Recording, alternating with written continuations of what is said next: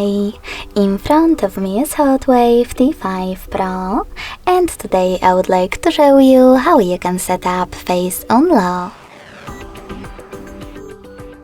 Begin by going into Devices Settings and scrolling down just a bit to access Security. Now scroll down again and click on Face and Fingerprint Unlock. Following that, you need to enter your current login method. Click on Face Unlock and choose More at the bottom right corner. Then, when you see I agree, tap on it.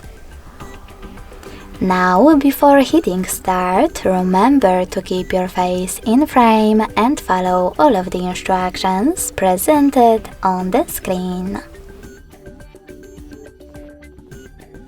When you're ready, select Done. So finally, when I switch off my screen, then turn it back on,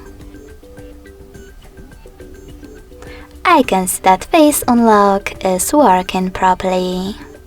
Thanks so much for watching. If you enjoyed this video, don't forget to leave a like, comment and subscribe. Bye!